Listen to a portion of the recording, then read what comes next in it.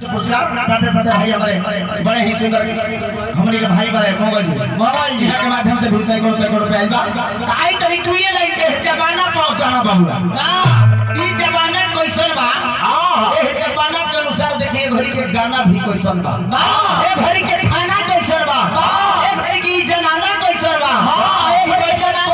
रहे तो छोड़ दो ई आई कैसन जमाना बा। दू लाइन में रोसर के भजन के भाव बा।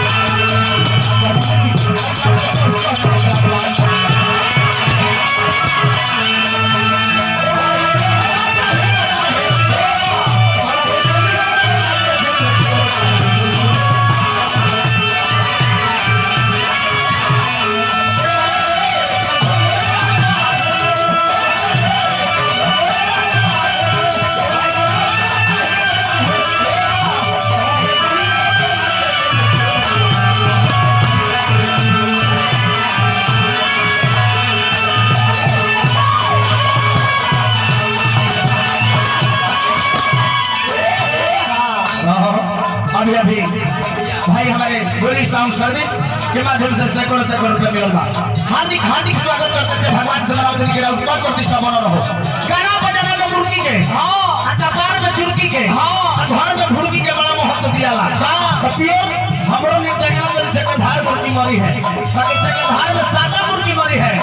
सादा पियो ए बाबा हाय देखो बड़ा फैला हमें के बाकी एही में भूमरी पर हमारे देखिए बबुआ अरे देख पर पानी कथी बना होता है कथी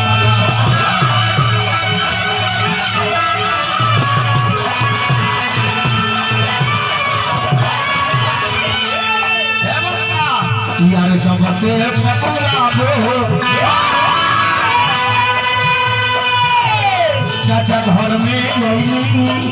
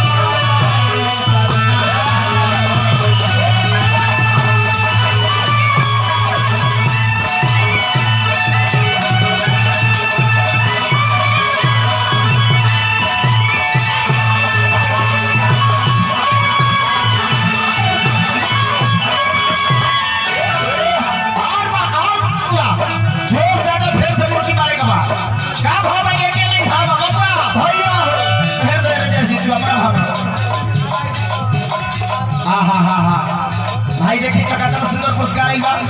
बोली लीली भाई जी कितना सब भाई पैसा नहीं बोली भाई जी अच्छा रोवे जे नहीं बैठ थोड़ी बात आपकी बात से ना कहो आपकी बात से कहे का नहीं बोलो साउंड सर्विस मीठेपुर के माध्यम से सैकड़ों रुपए मिलल बा। अब ना कहो एको हला ना कहो ना अब कोई नहीं सकता अच्छा मिथिलेश भैया के माध्यम से फिर हमरा के 51 रुपया दिले बनी हार्दिक हार्दिक स्वागत करतनी जा भैया कहतनी कि रौरो स्वागत करतनी ए भैया केहू एक हला स्वागत करले तो करके देखी स्वागत के मतलब का होला एक हला रुपया कोनी हमरा के तो हम रुपया के 2 हला करतनी इहे स्वागत के मतलब हो आ दो लगा के माने हम रुपया से कुछ मांगत नहीं रौरा हमरा के कुछ देता नहीं ध्यान दी भाई हमारे रमेश लाल जी के माध्यम से सैकड़ों रुपया अच्छा मगन भाई के हमारे मोहन होई बने मंगल अभिनंदन का स्वागत करते हैं बाबा हो अच्छा हाँ देखिए तो ईटा छाप के माध्यम से फिर हमारे के सैकड़ों रुपए दिले बने गोल्ड साउंड सर्विस के माध्यम से फिर मिले मूर्ति बनाओ ये करे के भाग में फूल ली भाई जी ना कहो ना कोई ना सुनना एक खाली हम जब कोई दी की गुली ली भाई जी हम कोई दी ना को हमें लगा हम कोई दी की गुली ली भाई जी हम को हमें लगा हम ना कहो पता ना भाई पैसा दी गुली ली भाई जी हम ना कहो पहले ना बैठी आई वो हटा ना प्यास ना हम ना कहने तो अलग गुली ली भाई जी खा लगा ये दे हम ना कोई नहीं सोना ना का बोले अरे अच्छा भारत नट मुड़ावा के माध्यम से 51 रुपया दिले बनी भगवान से मनाओ तनी के रोज को पद प्रतिष्ठा बनो हो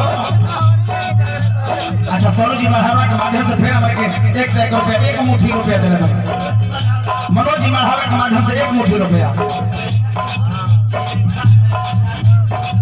अच्छा दादी के मोर पोती रेखा जी के माध्यम से फिर हमरा के 1 मुट्ठी रुपया दिले बनी अच्छा माझी पोती जयंती के माध्यम से छोट मोटी सरस्वती के माध्यम से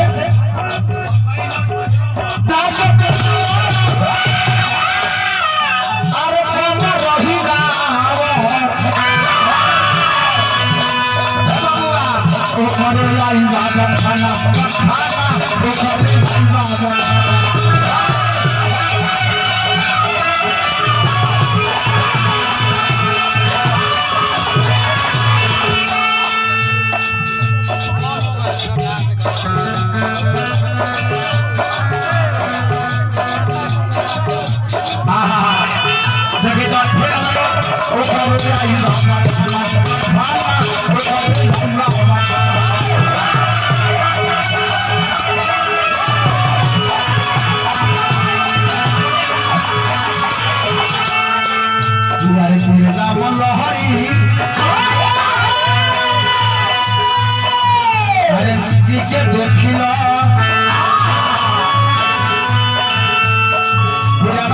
पचरावर के माध्यम से अच्छा 2 किलो नो बाकी भाई